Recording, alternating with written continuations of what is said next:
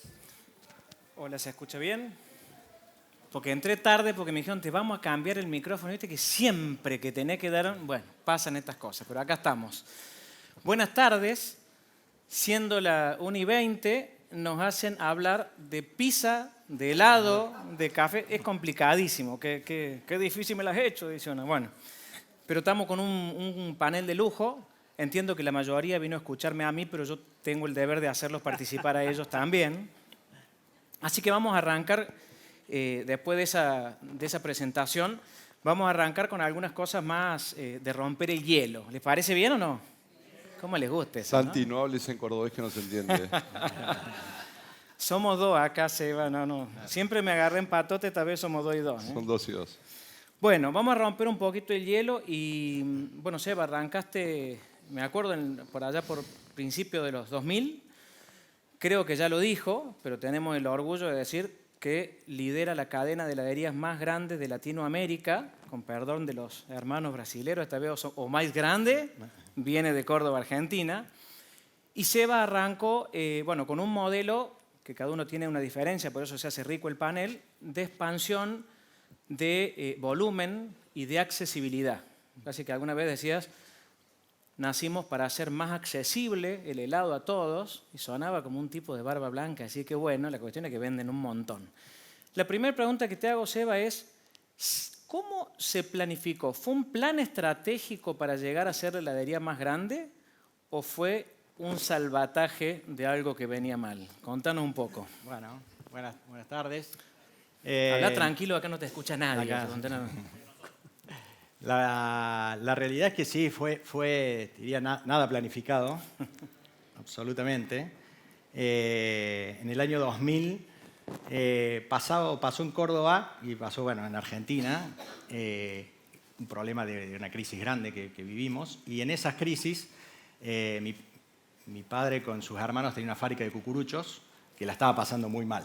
Tenían ellos más o menos 150 empleados, una fábrica grande de 20 años en el mercado.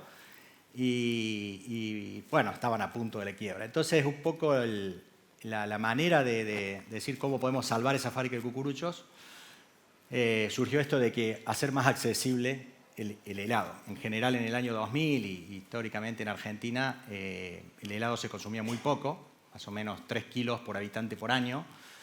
En general, todos nos gusta tomar el helado, pero por una cuestión quizás de precio y de falta de oferta, el mercado era un mercado muy chico. Entonces, un poco la primera premisa fue del plan, ¿cómo hacemos un helado accesible que pueda ser consumido por todos los argentinos? En ese momento pensamos solamente en Córdoba, en los cordobeses y en un sector y un barrio de Córdoba. El plan era tener 50 heladerías, se nos fue un poco de las manos, pero ese era un poco el plan. Salvar una empresa que estaba a punto de ser concursada, que vendían cucuruchos y que no podían, la venta había caído mucho. Como toda crisis, es una oportunidad muchas veces para emprender cosas nuevas, cosas distintas. Y nosotros ahí un poco el concepto era la manera de hacer un helado accesible, un helado de calidad. Mi viejo además tenía una heladería artesanal, de ahí que nosotros los hijos lo acompañamos y estábamos en la heladería. Entonces, un poco el concepto fue hacer un helado de calidad, pero a bajo precio y cerca de la gente, digamos. En general, en aquella época las heladerías estaban en los malls, en los shoppings, en las grandes avenidas en Córdoba, heladerías grandes. Y nosotros fuimos con un planteo de una heladería chiquita en el barrio, manejada por su propio dueño. En su momento, para nosotros, no pensamos en el modelo de franquicias, era salir a vender. Yo había hecho una tesis en la Facultad de Franquicias y obviamente lo tenía en la cabeza, pero en ese momento no lanzamos con franquicias, contratos, nada. Era una cuestión más de salir a resolver un problema, pero nos dimos que verdaderamente había una demanda insatisfecha. Verdaderamente la gente quería, a pesar de la crisis y que pasamos en Argentina, cada 10 años tenemos una, el potencial y el mercado estaba. La necesidad insatisfecha de tomar un helado estaba. Solo hacía falta oferta, una oferta distinta, una oferta como decía, más accesible. Para que se tengan una idea, en ese momento el precio de un kilo de helado costaba en Córdoba 12 pesos el kilo. Nosotros lo vendíamos a 6. La misma calidad, el mismo producto, pero a mucho menor precio, porque lo que apuntábamos era el volumen, era lograr y costos fijos bajos. O sea, nosotros íbamos a un modelo no de franquicias caras, costosas. Una heladería costaba $5.000, que eran 5.000 pesos. Y se la dábamos a los franquiciados que la paguen en 10 cuotas. Entonces la gente lo que empezó, en realidad también este modelo lo fuimos adaptando también por el sentido común y la situación que estaba en el país. Había mucha gente desempleada, en el año 2000 muchas empresas quebraron y la gente tenía como una indemnización y se ponía o un kiosco o un taxi. Bueno, ahí entramos nosotros con nuestro modelo y por eso fue rápidamente aceptado, digamos, ¿no? Te freno ahí. No le llamaban franquicias porque no tenías un modelo formalmente armado. Exacto. Pero te expandías de la mano de terceros que llevaban una operación. El modelo siempre estuvo pensado así. Nosotros dijimos, che, nosotros nos dediquemos a la fábrica, a fabricar, a ser eficientes. Te diría que, por más que no estaba planificado, no estuvo escrito en ningún lado, no hicimos un plan estratégico, en la cabeza nuestra estaba el modelo. Es decir, en Argentina en esa época estaba el modelo de heladería artesanal y el modelo del helado industrial. El helado industrial se vendía en los supermercados, pero atrás de eso había una fábrica con eficiencia, con productividad, y el modelo helado artesanal, que éramos de ahí, veníamos nosotros, una heladería exclusivamente en el barrio, bien artesanal. Entonces nosotros dijimos, tenemos que encontrar un modelo, sentíamos que ninguno de los dos modelos iba a lograr, o no estaba logrando, el aumento del consumo. Porque nosotros lo que buscábamos era aumentar el consumo. Decíamos, ¿cómo puede ser que en países como Estados Unidos, Europa, se consuma 10 veces más que en Argentina? O sea, ¿dónde está el problema? Entonces decíamos, ¿cómo puede ser que en Argentina solo 3 kilos de helado y en el mundo 20? O sea, ¿dónde está? Y el tema estaba, como dije, principalmente en la accesibilidad. O sea, el helado en Argentina tenía un costo muy alto comparado al salario. Nosotros eso es algo que hoy llevamos en todos los países que estamos. ¿Cuál es la capacidad del salario de compra? Entonces ahí vemos el potencial de mercado que hay. Y eso en Argentina nos daba muy mal. La gente no consumía más helado porque no le daba el bolsillo. Y saliste con accesibilidad. Y ahí salimos con ese plan. Esa fue un poco la... Continuando esto, hoy ya dijeron cuántos locales tenés hoy. Hoy tenemos 2.080, no sé, creo que dijeron 2.000, me sacaron 80, no, 2.080. En 5 países, estamos en Argentina, Chile, Uruguay, Paraguay y Perú. 2026, ¿cuántos vas a abrir? Tenemos un plan, nosotros venimos abriendo 120, 130 locales por año, franquicias, ¿no? Tenemos un plan de duplicar, o sea, ahora sí hicimos un plan estratégico al 2035 y nuestro plan es duplicar el ritmo de crecimiento. Bueno, o sea, abrir 200 locales más o menos por año. ¿Eso estás abriendo netos? ¿Estás contando algunos cerrará? Tenemos el 1% de mortandad. Ok, es buenísimo. Sí. Bueno, después vamos a hablar de contexto y vamos a profundizar. Lo único, la primera reflexión es, muchas veces las empresas nacen, aún logrando ser monstruos como los que estamos viendo, no por una planificación, sino que nacen por alguna oportunidad de mercado que casualmente o no aprovechan. Ahora, luego de eso sí se planifica, porque una cosa es dar un salto y otra cosa es mantenerse en el tiempo si no hace planificación estratégica. Después vamos a hablar un poquito de eso. Bueno, vamos a seguir por orden de edad. Vas al último, Seba. Vamos a ir con Alan. Y te pregunto, muchas veces dicen, che, vos hace como 20 años que estás en la empresa. No, vos hace más de 20 años que estás en la empresa. Dicen que cuando llegaste vos dijiste, lo voy a decir en cordobés, yo creo que ustedes sí entienden, este es un marcón, pero qué kilo... Perdón, ahora lo voy a decir en palabras de Alan, dijo, qué marca tan querida por los argentinos, pero con inconsistencias en la operación. Algo así pasó, ¿cómo fue esa parte? Contanos. Sí. Yo lo grafico bien visito al franquiciado de Pinamar, que hoy tenemos una relación bárbara, él es la segunda generación, y yo venía de McDonald's.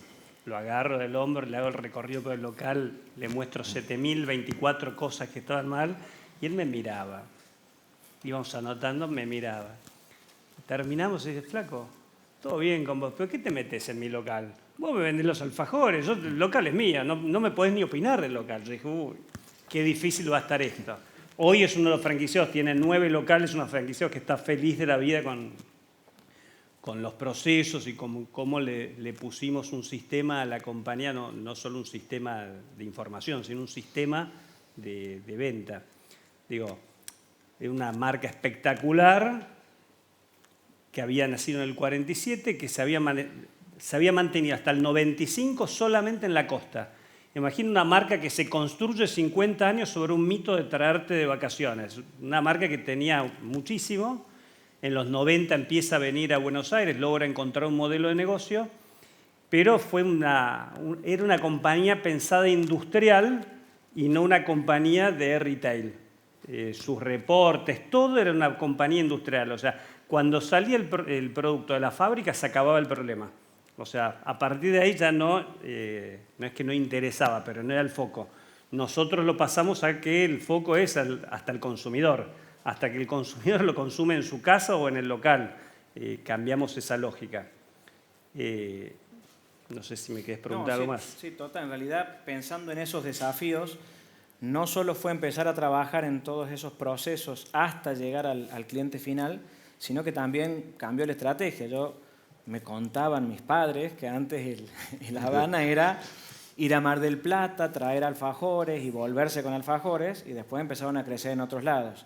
Pero a su vez que, para crecer en otros lados, incorporaron, algunos le llaman diversificación, extensión de línea. En el caso de ustedes fue un cambio grande de foco en un producto a foco en una experiencia con cafetería. Contanos cómo fue ese paso. No, fue la búsqueda de un complemento. O sea, cuando Habana quería venir a Buenos Aires, no lograba tener negocio en Buenos Aires vendiendo alfajores.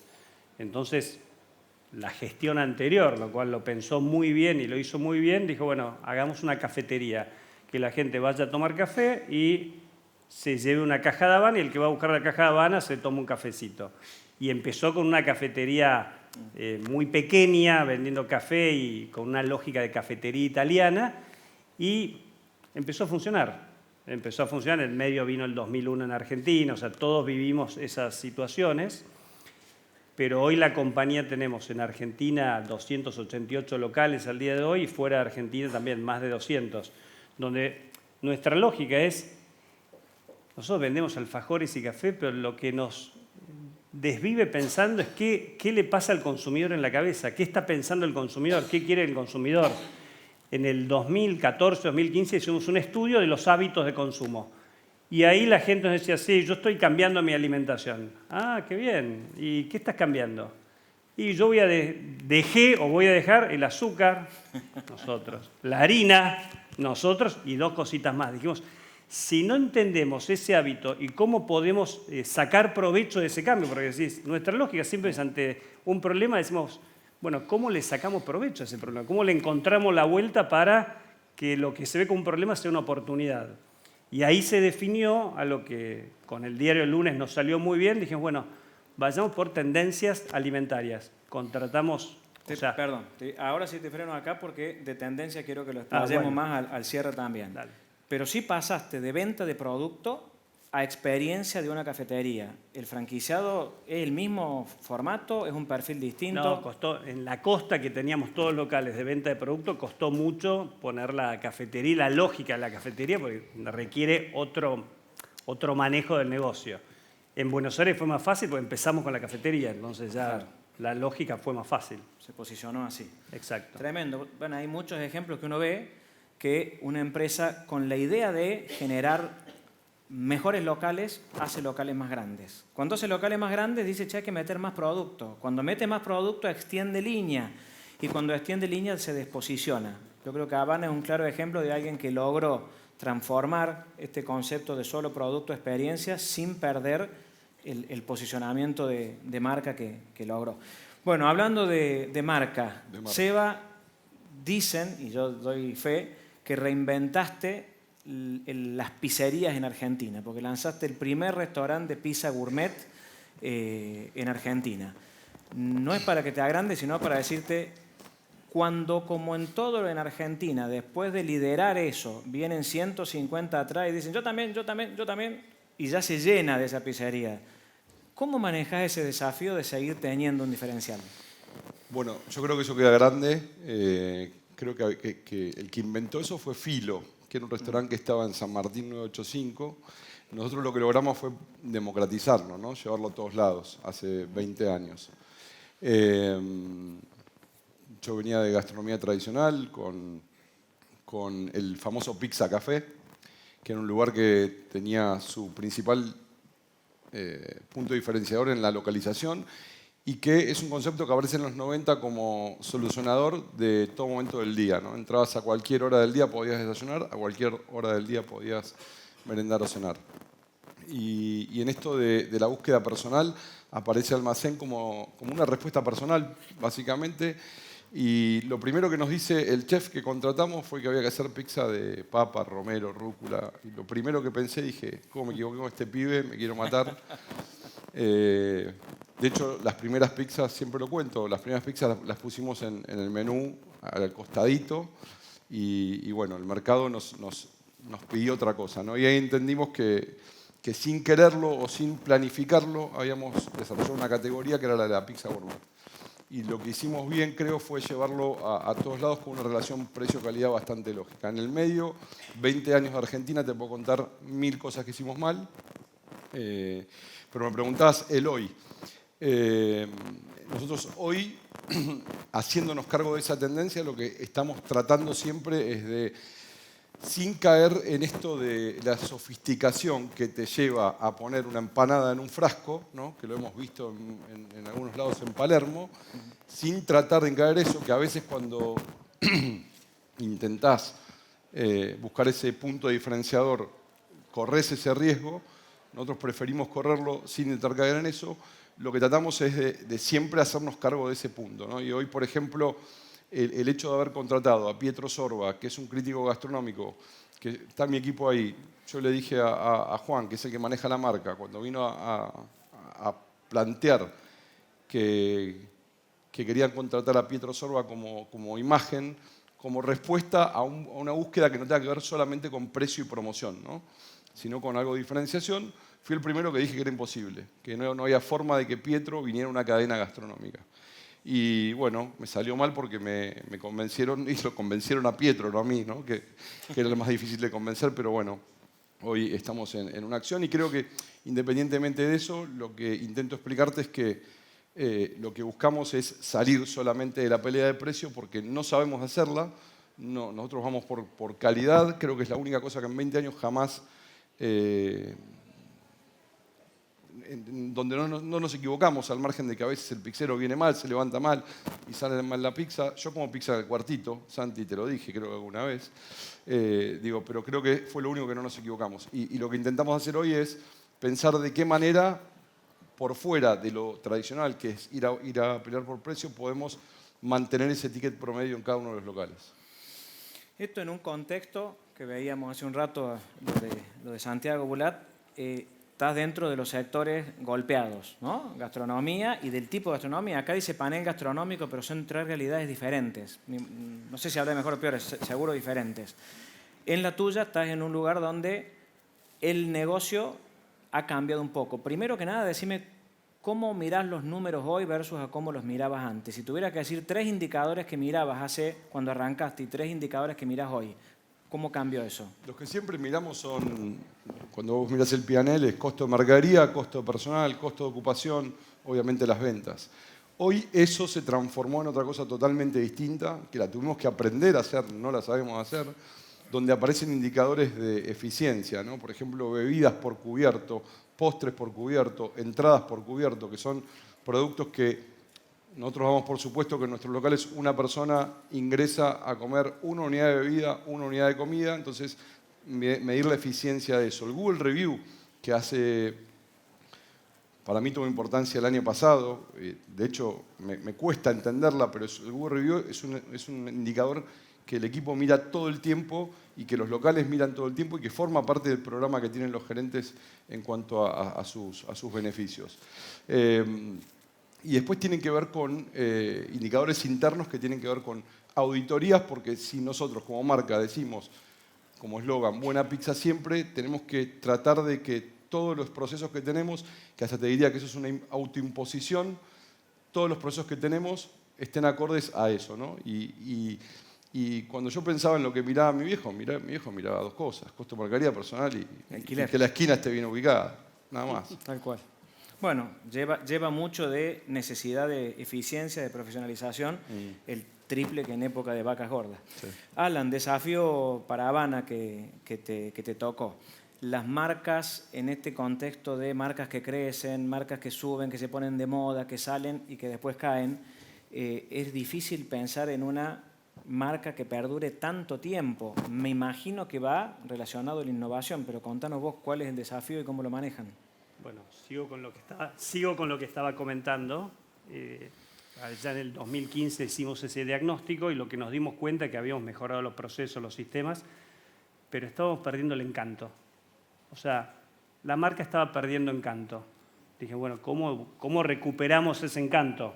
Primero porque ya no éramos más un negocio de regalo de la costa. Ya estábamos en las principales esquinas de Buenos Aires.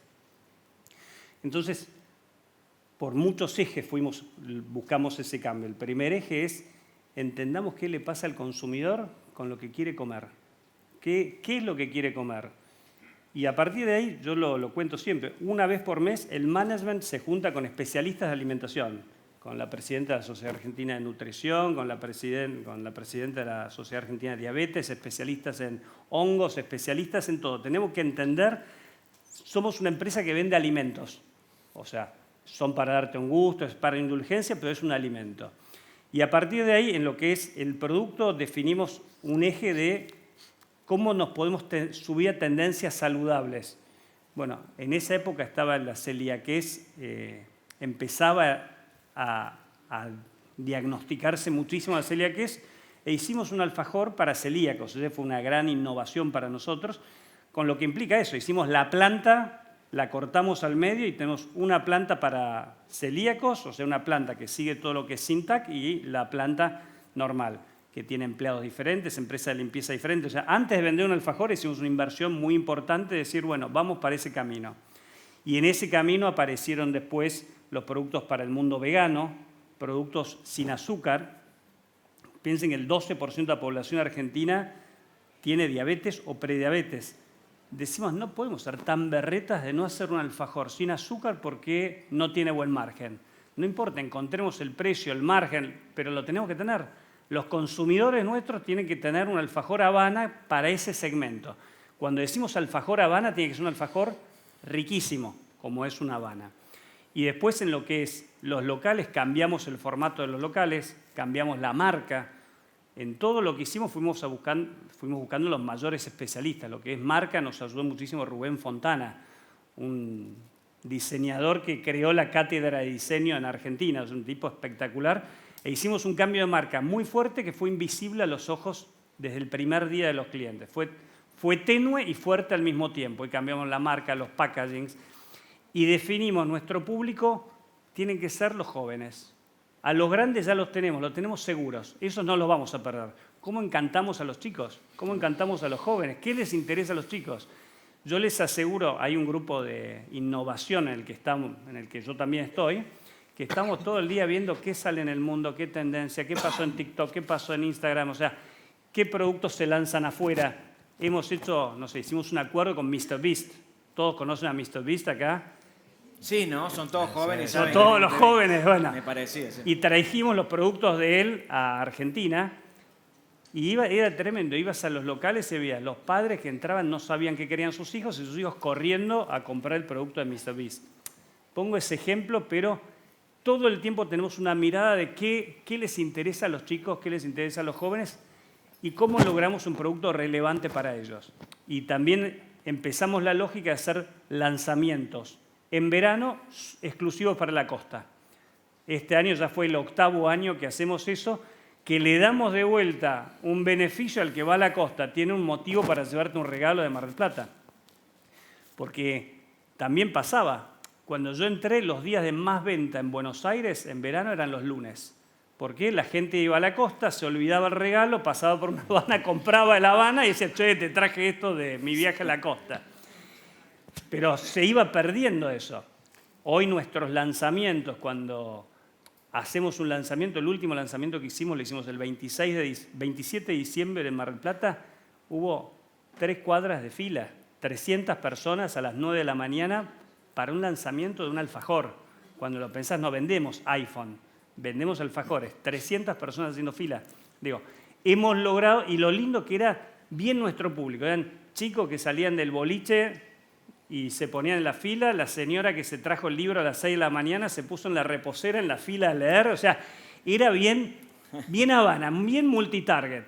Eso es lo que hoy nos desafía constantemente y nos desvive, estar pensando qué le interesa al consumidor, para dónde va el consumidor y entendamos eso. Esa es nuestra búsqueda. Y así poder mantener la marca de 1947, creo que es, de 1947. pero vigente hoy, algo dificilísimo. Bueno, y Seba, cuando vos vas a extensión o a crecer más por volumen, y volumen, relación, precio, calidad, que entiendo que es lo de ustedes, por ahí Porter dice, o le da precio o le da calidad, las dos cosas no se pueden, pero ustedes están haciendo un poco de las dos. ¿Cómo haces para escalar, aún con esa accesibilidad de precio, pero con un producto que cada vez tiene más innovación? Bueno, sí, yo creo que esa es la clave y el diferencial nuestro. Como decía, en el año 2000 había helados de bajo precio, pero no tenían buena calidad. Entonces, lo que nosotros trabajamos, que venimos del palo del heladero artesanal, es hacer un helado con materias primas naturales, leche, crema, fruta, pero en volumen y escala. Y la manera de lograrlo es con tecnología. O sea, lo que nosotros hicimos y seguimos haciendo en estos 25 años es invirtiendo el 100% de las utilidades en tecnología, en fábrica. Ese es el diferencial y es en realidad también, como decía, el mercado de Argentina en estos 25 años se triplicó. De 3 kilos por habitante, ahora está en 9. O sea, en 25 años el sector se triplicó.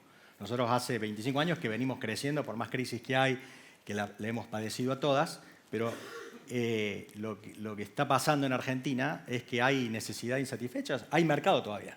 Por eso crece el sector, crecemos todos, cada vez hay más heladerías, cada vez más consumo. Cada uno después se posiciona donde quiere. Pero bueno, eso es un poco a lo que nosotros apuntamos. Y vemos para adelante que el consumo va a seguir creciendo. O sea, la expectativa es que Argentina, a pesar de, obviamente, la crisis y todo, cuando uno ve que hay potencial, nada más que hay que encontrarle la vuelta a dónde, a qué mercado, a qué público, bueno, Pero agrandaron la torta, digamos. No Exactamente. saliste, Sí, porque sí. digo, recuerdo, yo soy de Córdoba también, no lo habrán notado, pero yo soy de Córdoba, y cuando arrancó Grido, los colegas decían, no, esto vino a romper el helado, nos fijó precio abajo, vamos a estar complicados, no saben la cantidad de heladerías en el país, pero en Córdoba particularmente, premium que se han lanzado, yo creo que conviven Por eso. absolutamente, porque lo que pasó es, se agrandó la torta. Se agrandó la torta, al mercado, digamos, estaba insatisfecho, había un gran segmento de la población, te diría que el más grande, que no consumía helado, y si lo hacía de una manera muy ocasional. Lo que nosotros hemos logrado y lo tenemos medido, hemos incorporado cerca de 15 millones de argentinos que antes no tomaban helado y que hoy toman, y lo hacen de manera habitual. Entonces, ese ha sido, digamos, nuestro trabajo y un poco a dónde apuntamos. Y hoy, para adelante, sigue, no es que decir, che, ya la tarea está cumplida, no, todavía estamos a niveles de otros países del mundo en la mitad del consumo. Y no es un problema de plata, digamos, no es un problema de plata, es un problema de oferta, de propuestas, por eso obviamente siempre la innovación, cuando hay más competencia, siempre que haya competencia, el mercado crece. En Argentina faltaba competencia. Bien, acá me han hecho llegar algunas preguntas para empezar a hablar también más de algunos tips o recetas de franquicia. Uno es cómo se buscan las localizaciones para cada uno. Esto tiene que ver tipo de zona, poder adquisitivo, a dónde apunto, si es en un shopping o si es en la calle, en qué zona, etcétera. Arrancamos por vos, Eva. En el caso de Almacén, Almacén no es una marca de destino, eso lo tenemos clarísimo y fue parte del aprendizaje de los 20 años. Sabemos que tenemos que estar en lugares donde haya más opciones para hacer la opción de pizza y toda la búsqueda hoy tiene que ver con eso, ¿no? También en estos 20 años hemos lanzado y lanzamos otros formatos que tienen que ver con adaptarse también a esto que hace por ahí 10 años decíamos que nunca íbamos a hacer. por deformación me gustan los formatos full restaurant, digo, donde pasa toda la gastronomía, pero hoy entendimos que tenemos que lanzar otros formatos y estamos en ese proceso de formatos mucho más chicos. El Dark Kitchen, que hace 6, 7, 10 años no existía o cuando apareció los números eran difíciles, aparecen las plataformas. Bueno, hoy tuvimos que amigarnos con ese concepto para entender que también hay zonas donde no podés ir con full restaurant o no podés ir con muchos metros y tenés que ir con otra propuesta. Ese proceso fue un proceso interno, obligado de alguna manera también por la coyuntura, ¿no? Yo particularmente pensé que no lo íbamos a llevar adelante porque siempre imaginé locales del formato full restaurant y que hoy estamos con la posibilidad de ir a lugares donde ese formato no nos permite, con otras propuestas más livianas. Cuando, bueno, en el caso de Habana, cuando deciden a dónde instalar un local, primero, ¿tenés para crecer dentro de Argentina en locales, punto 1, y punto 2, dónde, en qué formatos, en qué zonas? No, siempre hay lugares donde podemos crecer. Nuestro cuidado mayor es no canibalizar venta de un local. Es más, inclusive muchas veces, si no está en la zona geográfica, pero está cerca de otro franquiciado, lo llamamos, le decimos, che, ¿te molesta? Si nos dice, sí me molesta, no lo abrimos. ¿Alguna vez te dice no? Sí. Qué bien los franquiciados. Yo le pregunto a un franquiciado, ¿dónde querés crecer? Y me dice el resto del mundo, me dice a mí. ¿Cómo? A vos te dice, no hay drama, abrí que lo que abra No, otro. no, nos ha pasado que alguno dice, no hay problema, abrí con otro franquiciado inclusive, pero somos muy cuidadosos de la canibalización y estamos viendo donde hay consumidores de Habana, en definitiva. O sea, estamos abriendo ahora, por ejemplo, en La Ferrere, que es un paso para nosotros porque cuando hace muchos años se creía que Habana era super premium. Y no, Habana es para todos los argentinos. Es el gusto de 2 lucas, 2.400 pesos que se puede dar cualquiera. Entonces, salimos de esa lógica de estar vendemos lo mismo en Cariló que en San Clemente del Tuyú, para poner 2 ejemplos en la costa. Y en Buenos Aires vamos a hacer lo mismo. ¿Es para todos realmente o es un eslogan conocido eso? ¿Es para todos en serio La Habana? ¿No es un producto de premium, de lujo? No, está pensado en el consumidor, lo piensa como algo premium, pero vendemos en todos lados. O sea, es y personal, pero acceden y se dan el gusto. Y es fácil acceder.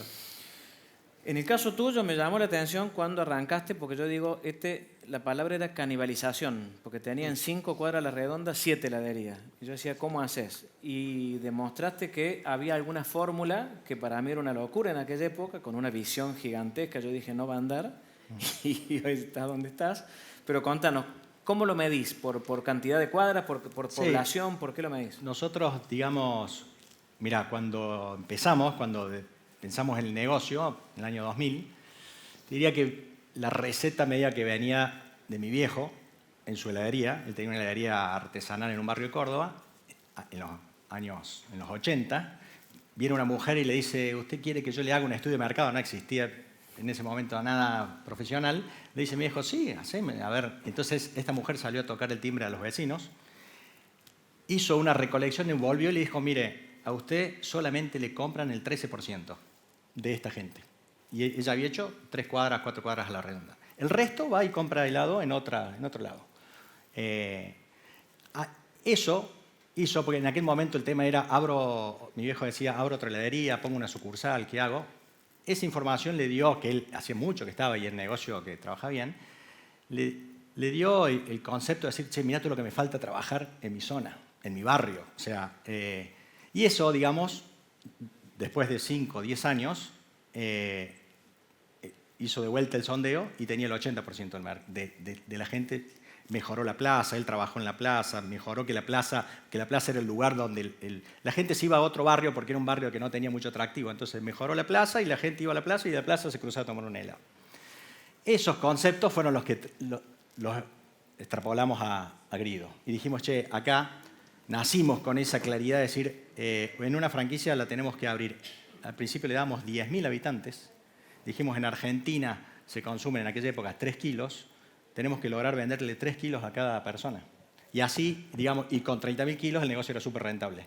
Entonces, vimos que no hacía falta darle más habitantes por las dudas, sino que empezamos con un concepto de trabajar intensivamente una zona. Y eso es como que está dentro de nuestro ADN como marca. Eso también fue lo que nos permitió decir, che, porque nosotros decíamos que queríamos abrir 50 heladerías en un una zona de Córdoba, y era llenar así de puntitos barrios, pero trabajado de una manera intensiva. Hoy sigue siendo, hoy ya en general tenemos 20.000 habitantes, el consumo se triplicó. 20.000 por Hoy local. tenemos una heladería cada 20.000 habitantes. Perfecto. Llegamos en Argentina, tenemos 28 millones de clientes. Medimos los clientes, cuánto nos consumen, cuál es el... O sea, ese es... Ahora sí planifican, ¿no? Ahora sí, y ese es, tomen nota porque esa es no suena como que todo... la base del negocio, es conocer quiénes son tus clientes, esa es la base de nuestra comercial, decir cuál es el ABC, conocer a nuestros clientes y ver cuánto nos consumen para ver el potencial. Cuando un franquiciado llegó a un potencial, que decir, che, ya está, mirá, ahí le damos otra franquicia, recién ahí. Como que vamos haciendo ese camino, digamos, y cada zona tenemos mapeada nosotros, por ejemplo, toda Argentina. Nosotros hoy tenemos 1.700 franquicias en Argentina y vamos a tener 2.300 en el año 2035. Y estamos abriendo... ¿Cuánto, perdón? 2.300, que son las zonas que nos quedan por conquistar, que por lo general nosotros vamos a zonas donde no hay. O sea, no buscamos canibalizar, sino buscamos ir a lugares donde el consumo está bajo y hay que levantarlo, digamos. Bien. Se habla mucho de internacionalización de franquicias y da la casualidad que en este panel hay 3 marcas que las 3 tienen experiencia en internacionalización. Y vamos a hacer la pregunta un poquito distinta. Cuéntenos, porque eso se le puede preguntar a los exitosos, no al que no es exitoso, algún blooper o algo que le haya ido mal, que decir, este es el tropiezo que di cuando salí del país. Vamos a arrancar allá por el más joven. Nosotros tenemos 2 casos de no éxito. Uno es España y el otro es Uruguay. En Uruguay, la verdad que fuimos un poco soberbios, pensando que era muy parecido a Argentina y no contemplamos si querés, la cultura y todo lo que tiene que ver con el desarrollo de la marca en Uruguay. Y en eso fuimos en propio, sin buscar un operador local, y la verdad nos salió mal. Si bien vendíamos un montón, no ganábamos plata. Fueron sin un operador local. Sin operador local. Fuimos en directo. Vendíamos un montón, abrimos, no ganábamos dinero. Hasta que entendimos que era necesario tener un operador local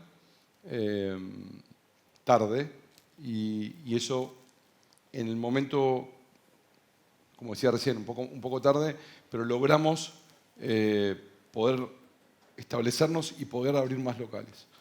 Y en España fue distinto. En España llegamos en 2008, en un momento crítico de España, pero ahí tuvimos muchos problemas de operación.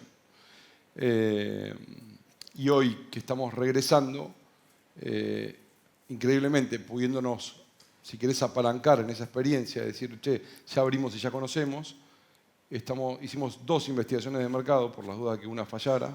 Tenemos 2 investigaciones de mercado hechas y estamos alquilando un dark kitchen para hacer prueba de producto. Previa. Sí, donde no tenemos objetivo de rentabilidad, para entender si el producto que estamos llevando es el adecuado. Eso no te va a dar posicionamiento de marca o medir si te va bien Prueba en de el local. producto. Es producto puro. Prueba de producto sin objetivo de rentabilidad. O sea, es ir a probar producto durante 6 meses y entender. Hoy está muy en boga la pizza napolitana en todo el mundo. Nosotros con almacén no hacemos pizza napolitana. Ante eso lanzamos una marca que se llama Camorra, que hace pizza napolitana. Pero vamos a ir con almacén, que es una pizza distinta. Y el error que cometimos en 2008 es creer, che, mi producto acá va tal cual yo lo conozco. Y no es así. Bien. Cosa que en Paraguay, en Perú o en Uruguay, hoy mismo, con las adaptaciones que hemos hecho, con muchos resultados. Perfecto. Alan, en realidad Seba dijo el problema y también la recomendación. Ahora volvemos y estamos volviendo de esto de otra forma, o ahora vamos a desarrollar un mercado y hacemos estudios previos, básicamente, ¿no? Alan, ¿algún blooper para contar? Somos muy buenos teniendo problemas. Son muy exitosos con problemas. Fuimos muy exitosos. No, partimos de un alfajor. Yo siempre digo, los argentinos no hay que explicar lo que es un alfajor. Fuera de Argentina hay que explicar lo que es un alfajor. No existe, es un consumo que no existe en otras partes del mundo. Y no solo hay que explicar el alfajor, sino hay que explicar dulce de leche. Yo recuerdo cuando abrimos nuestro primer local en Caracas, teníamos fila de gente, todos creyendo que vendíamos habanos. Fuera de chiste, en un shopping. O sea, lleva un esfuerzo explicar lo que es un... Hace poco logramos entrar a Costco. Costco es uno de los principales mayoristas en Estados Unidos, en la costa oeste. Nos instalamos ahí para ver qué pasaba. La gente agarraba el pouch nuestro, pensado por nosotros argentinos, que decía alfajor y no sé qué más, y Habana, lo miraba muy lindo y lo dejaba. Al día siguiente pusimos promotoras, que lo prueben. La gente lo probaba, iba al pouch, lo miraba y lo dejaba. Y ahí cambiamos nuestro packaging. En la siguiente tirada de packaging hicimos uno que dice, "What's an alfajor?" Y te explica qué es un alfajor, cómo se consume, en qué momento del día, qué tiene adentro. O sea, nosotros tenemos que explicar lo que es nuestro producto, porque no existe. Por ejemplo, para comprar maquinaria no existen, las maquinarias en general se compran en Alemania, en Italia, no existen fábricas de alfajores. Tenemos que adaptar fábricas de chocolate o de otras cosas a hacer alfajor. Te freno ahí un segundo porque me van a empezar a hacer señas, ya nos quedan minutos nomás. La recomendación, si vas con una empresa que está pensando en salir, ¿qué le decís? Que busque un máster franquiciado. En nuestro Ok. caso fue lo que nos cambió el negocio. Y estudiar tener el máster mercado. franquiciado Y- en cada país. Y estudias el mercado previo. Sí, sí, obvio. Conocimiento de producto, etc. ¿Algún pifi rápido? Si tenés, no sé si tenés. Sí, algún pifi. tenemos. Fuimos a Chile en el año 2006, primer país. A mí me llama un amigo y me dice, che, que está viviendo en Chile, me dice, che, acá Grido tiene que andar. Yo me fui en el auto, crucé, llegué y le dije, sí, arranquemos. Y así, ese fue el estudio de mercado que hice. Bueno. Yo veía en realidad que el chileno consumía el doble que el argentino y dije, "Che, ya está, o sea, acá ya tengo el mercado que busco." Y bueno, ¿qué pasó y cuál fue, digamos, la pifia nuestra? Que traicioné nuestro propio ADN, porque llegué a Chile y todos me decían, el helado en Chile se consume en mall, en los malls, en los malls, en los malls. Y nosotros el helado lo vendemos en el barrio. Iba al barrio, y era cierto, no había nada, es más, nada. O sea, acá en Argentina tenemos negocios en los barrios, allá no existía. No hay kiosco. No hay kiosco. Entonces dije, bueno, debe ser que es así. Y pusimos 10 heladerías en los malls y perdimos $1 millón en los primeros 5 años.